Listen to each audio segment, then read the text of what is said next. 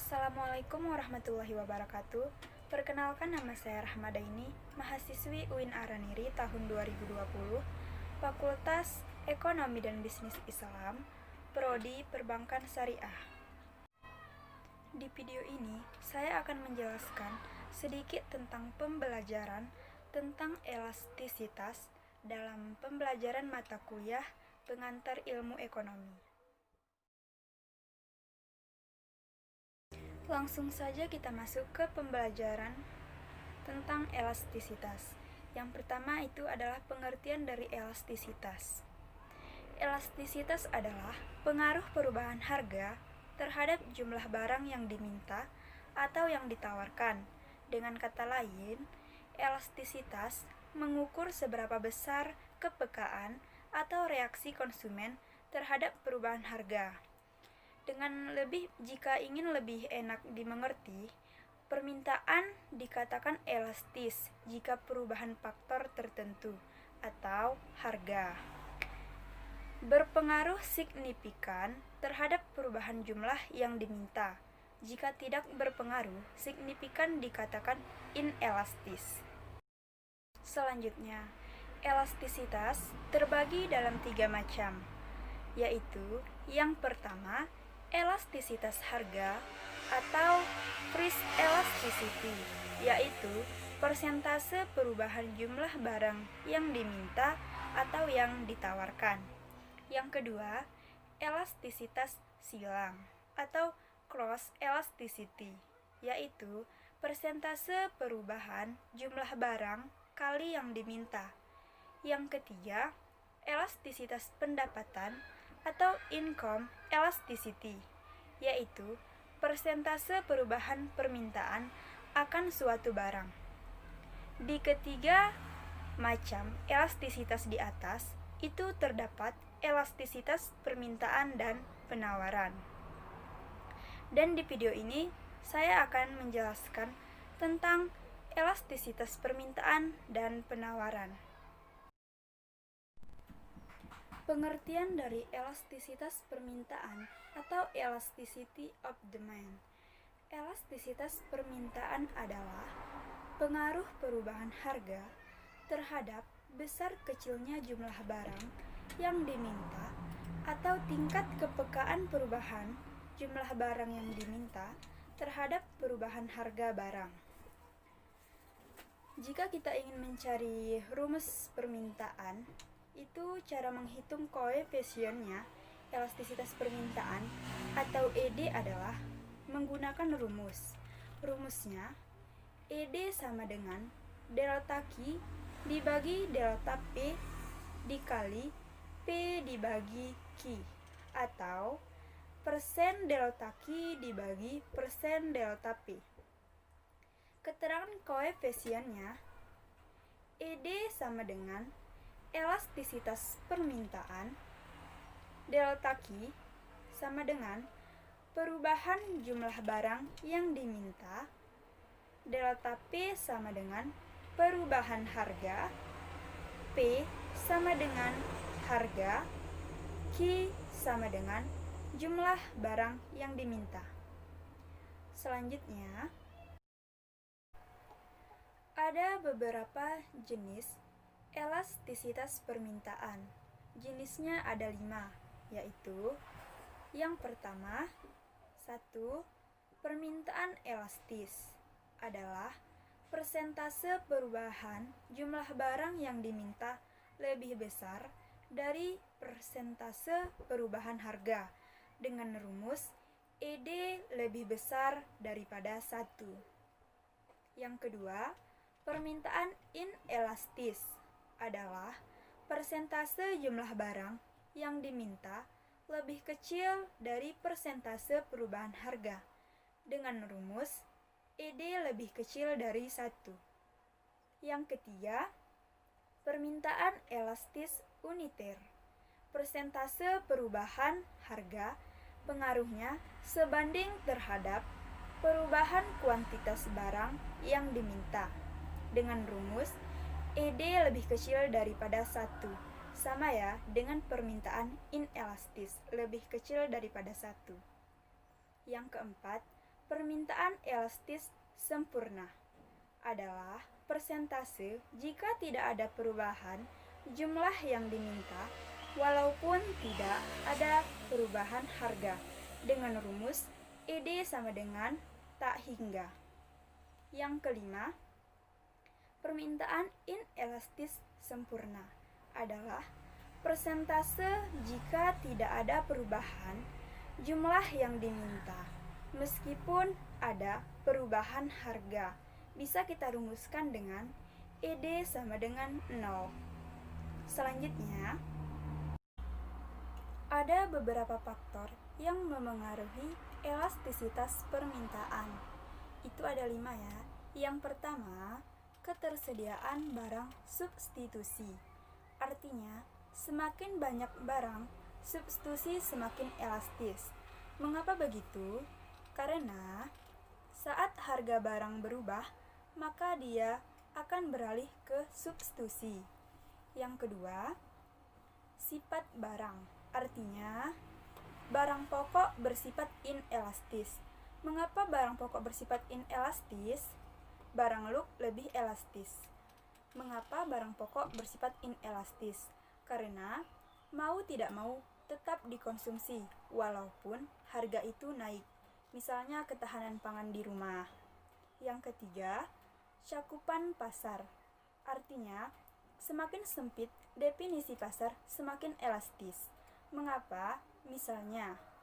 Misal kita ingin membeli sepatu di pasar. Di pasar tersebut ada sepatu KW dan ori.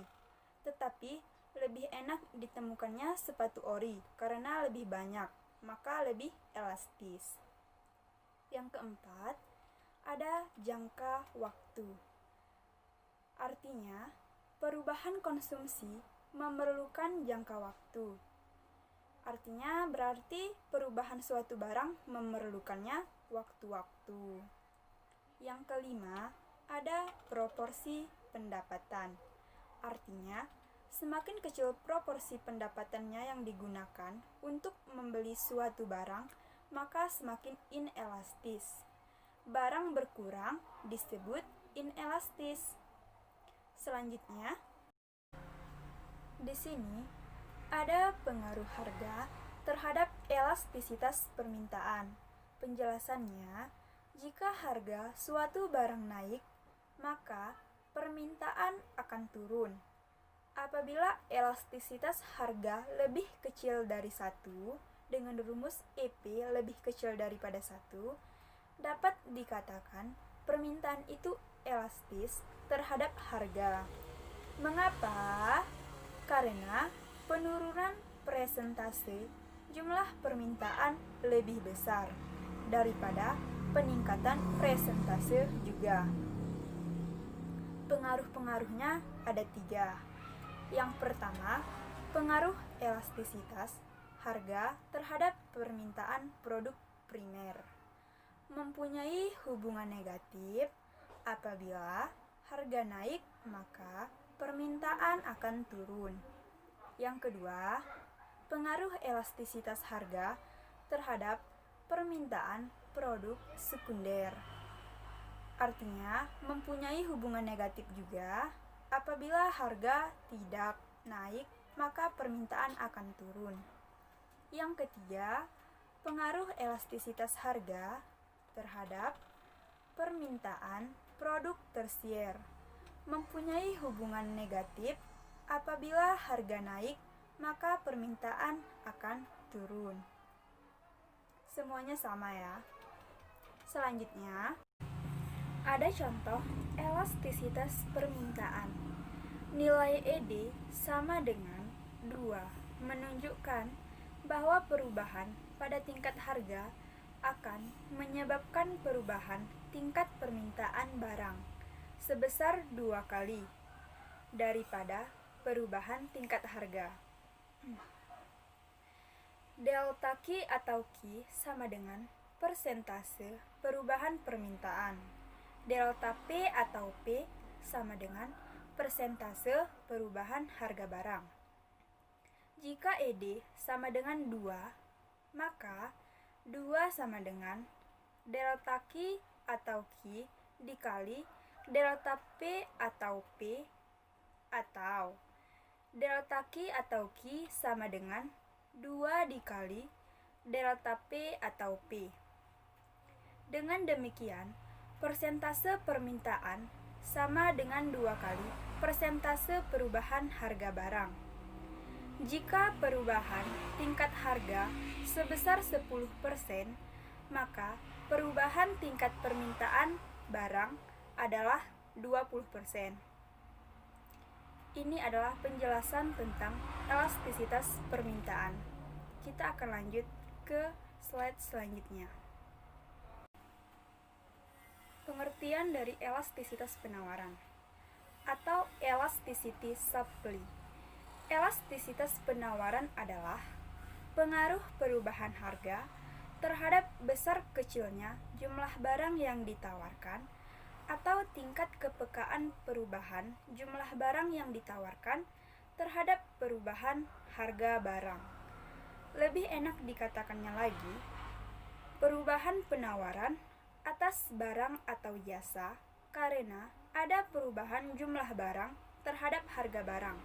Untuk menghitung nilai koefisiennya dalam elastisitas penawaran, kita membutuhkan rumus.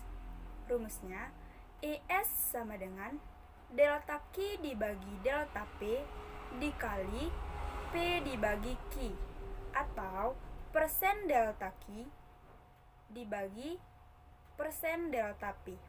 Keterangannya, ES sama dengan elastisitas penawaran, delta Q sama dengan perubahan jumlah penawaran, delta P sama dengan perubahan harga barang, P sama dengan harga, dan Q sama dengan jumlah penawaran. Selanjutnya, di dalam elastisitas permintaan juga terdapat jenis-jenis elastisitas penawaran. Ada 5. Yang pertama, penawaran elastis. Artinya, penawaran ini terjadi ketika barang yang ditawarkan berubah dari segi kuantitasnya lebih besar. Bisa kita rumuskan dengan ED lebih besar daripada 1. Yang kedua, penawaran inelastis. Penawaran ini terjadi ketika perubahan pada penawaran relatif lebih kecil dibandingkan dengan persentase perubahan harga. Kita rumuskan dengan ED lebih kecil daripada 1. 3. Penawaran elastis uniter. Perubahan ini terjadi ketika perubahan harga diikuti persentase perubahan jumlah barang yang ditawarkan. Kita rumuskan dengan ED lebih kecil daripada 1. Sama ya, seperti penawaran inelastis. Yang keempat, penawaran elastis sempurna. Penawaran ini terjadi ketika perubahan harga mengakibatkan jumlah barang yang ditawarkan tak terbatas. Kita rumuskan dengan ED sama dengan tak terhingga. Yang kelima, penawaran inelastis sempurna. Penawaran ini terjadi ketika perubahan tingkat harga tidak memengaruhi jumlah barang yang ditawarkan. Kita rumuskan dengan ED sama dengan 0. Selanjutnya, ada faktor-faktor yang mempengaruhi elastisitas penawaran. Faktornya ada 4 yang saya tuliskan di sini. Yang pertama, kemampuan penjual merubah jumlah produksi. Artinya, berkaitan dengan biaya dan kapasitas produksi. Misalnya, jika produksi saat ini atau barang telah mencapai ekonomi rata-rata minimal, maka penambahan 1 unit produksi akan menambah biaya rata-rata dan mengakibatkan produksi berada dalam skala tidak ekonomis. Yang kedua, jangka waktu analisis. Artinya, elastisitas penawarannya tergantung pada waktu. Apabila harga berubah, pada ahli ekonomi membedakan 3 waktu atau masa bagi produsen dalam rangka menyesuaikan jumlah barang yang akan ditawarkan dengan perubahan harga tersebut. Yang ketiga, stok persediaan. Artinya, semakin besar persediaan, semakin elastis persediaan. Ini karena produsen dapat segera memenuhi kenaikan permintaan dengan persediaan yang ada. Yang keempat, kemudahan substitusi faktor produksi atau input. Artinya, semakin tinggi mobilitas mesin atau kapital lainnya dan tenaga kerja, semakin elastis penawarannya. Selanjutnya, pengaruh harga terhadap elastisitas penawaran. Di sini saya menuliskan ada 3. Yang pertama, elastisitas harga terhadap elastisitas penawaran produk primer adalah mempunyai hubungan positif. Apabila harga naik, maka penawaran naik. Penawaran produk primer adalah elastisitas sempurna. Berapapun kuantitasnya, konsumen tetap membeli berapapun harga yang ditawarkan. Berapapun kuantitasnya, harganya tetap. Elastis sama dengan tak terhingga. Yang kedua, elastisitas harga terhadap elastisitas penawaran produk sekunder mempunyai hubungan positif. Apabila harga naik, maka penawaran juga naik. Penawaran produk sekunder adalah elastisitas niter karena harga dan kuantitas produk yang ditawarkan berubah dalam permintaan yang sama antara perubahan harga dengan perubahan jumlah yang ditawarkan sama. Elastisitas sama dengan 1. Yang ketiga, elastisitas harga terhadap elastisitas penawaran produk tersier mempunyai hubungan positif. Apabila harga naik, maka penawaran juga naik.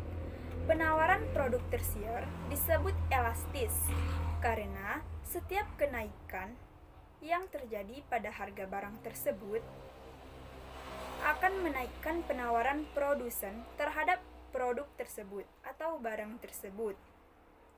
Sebaliknya, apabila terjadi penurunan yang terjadi pada harga barang tersebut akan menurunkan penawaran terhadap produk tersebut. Antara perubahan harga dengan perubahan jumlah barang yang ditawarkan berhubungan positif. Elastis sama dengan lebih besar daripada 1.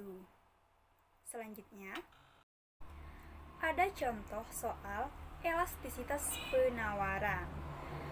Apabila ada suatu barang mengalami perubahan harga atau dalam hal ini mengalami kenaikan sebesar 10%, maka hal ini lantas berakibat pada perubahan jumlah barang yang ditawarkan, yakni meningkat sekitar 20%.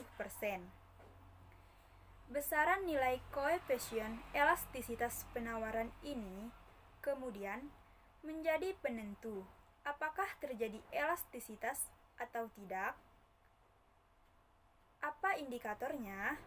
Apabila nilai koefisien elastisitas penawaran lebih besar daripada 1%, maka penawaran dapat dikatakan elastis. Sebaliknya, jika nilai koefisien elastisitas penawaran lebih kecil dari 1%, itu artinya penawaran inelastis. Pada kasus nilai koefisien elastisitas setara dengan 1, maka hal ini disebut sebagai penawaran unitari atau penawaran normal. Selanjutnya, di pembelajaran tentang elastisitas permintaan dan penawaran, dari pembelajaran ini saya mendapatkan kesimpulannya. Elastisitas harga permintaan mengukur seberapa banyak permintaan barang dan jasa atau konsumsi berubah ketika harganya berubah. Elastisitas permintaan ditunjukkan dalam bentuk persentase perubahan atas kuantitasnya yang diminta sebagai akibat dari 1% perubahan harga. Elastisitas harga penawaran mengukur seberapa banyak penawaran barang dan jasa berubah ketika harganya berubah. Elastisitas harga ditunjukkan dalam bentuk persentase perubahan atas kuantitas yang ditawarkan sebagai akibat dari 1% perubahan harga. Setiap perubahan harga akan mengubah kuantitas yang diminta. Akan tetapi, sampai di mana setiap perubahan harga akan menimbulkan perubahan tersebut. Perbedaan di antara satu barang dengan barang yang lain. Ada yang menimbulkan perubahan kuantitas yang besar, tetapi ada pula yang perubahan kuantitasnya sangat kecil. Elastisitas permintaan dan penawaran merupakan ukuran yang menunjukkan sampai di mana kuantitas yang diminta atau ditawarkan akan mengambil perubahan sebagai akibat suatu perubahan harga. Baik, hanya ini yang bisa dapat saya sampaikan dalam video pembelajaran ini. Lebih dan kurang saya mohon maaf. Wassalamualaikum warahmatullahi wabarakatuh.